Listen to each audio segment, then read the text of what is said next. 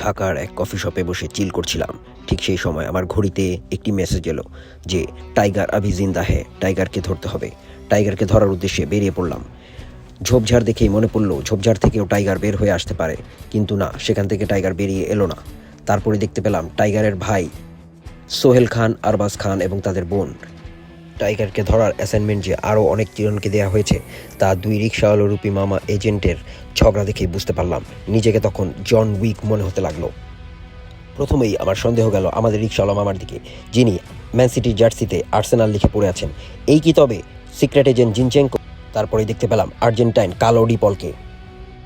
কিছু দূর যেতেই একটি রিক্সায় দেখলাম নুরু ভাই, হালিমা। বুঝলাম এটা আমাদের জন্য একটি সাইফার কোড। সেই সাইফার কোডকে ডিকোড করার পরে বুঝতে পারলাম আমাদের এখন খেতে হবে। প্রথমেই সাঁটালাম মুরগির স্যুপ, নিহারি, ডাল এবং সবজি দিয়ে পরোটা। খাওয়া শেষে আবারও বেরিয়ে পড়লাম। চারজন একই রকম ড্রেস পরা রমণী আমার পথ ভুল করানোর চেষ্টা করলেও আমি পথ হারালাম না, কিন্তু অবশেষে পৌঁছে গেলাম বইমেলায়। বুঝলাম এখানেও পেয়ে যেতে পারি টাইগারকে। একটি স্টলে ঘুরলাম, সবাইকে সন্দেহের চোখে দেখতে লাগলাম। বেশিরভাগ মানুষই বই ঘাটছে, কেউ কিনছে না।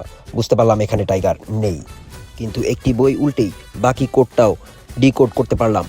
আমাদের আবার খেতে হবে। খাওয়ার উদ্দেশ্যে বের হতেই দেখলাম মিনি পুসি, বাট এবার পুসি হাতালাম না। পুরান ঢাকায় গা ঢাকা দিয়ে আছে টাইগার। প্রথমে আমাদের গন্তব্য বিসমিল্লা কাবাব।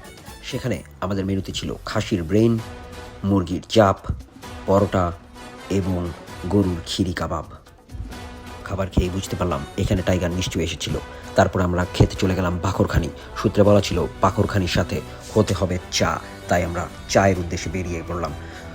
মালাই সহ 2 কাপ ঘন ঘন চা খেয়ে আমাদের মূল সূত্র বুঝতে পারলাম। তারপর আমরা চলে গেলাম বিউটির ফালুদা আর লাস্সি খেতে।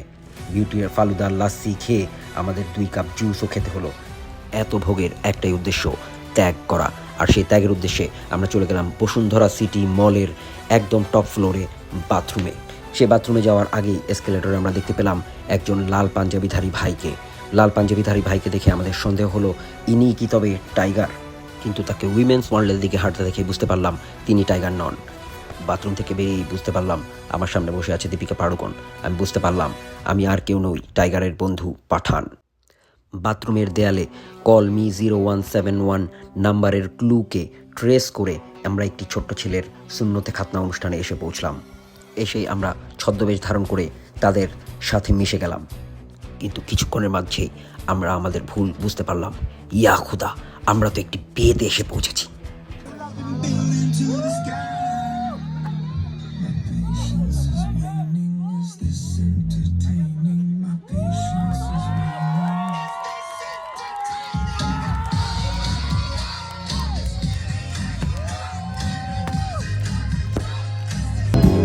ভাইয়ের গান শুনে আমি আমার বউকে বললাম, তুমি পাত্রীপক্ষ সাজো আর আমি পরপক্ষ সাজছি। কিছুক্ষণ পর দেখতে পেলাম 2টো ছেলে একটি মেয়েকে ঘিরে হাঁটছে। আমি সিট ছেড়ে উঠতে যাচ্ছিলাম, আমার বউ আমাকে থামিয়ে দিয়ে বলল, না, ওরা পারফর্ম করছে।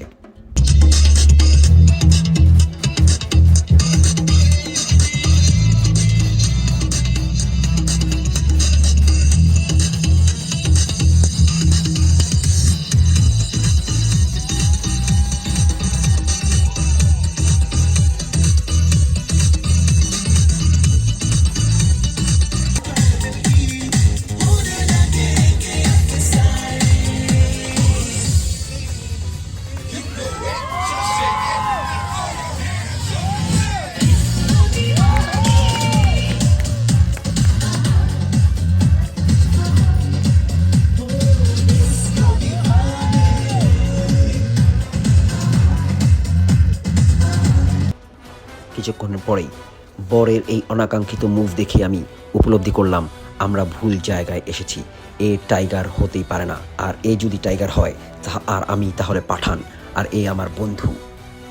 আমি আর নিজেকে সামলে রাখতে পারলাম না।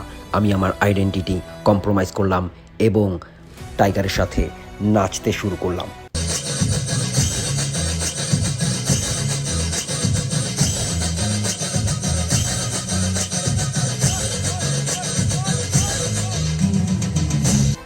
অনেক নাচের পরে প্রচণ্ড ক্ষুধা পেল।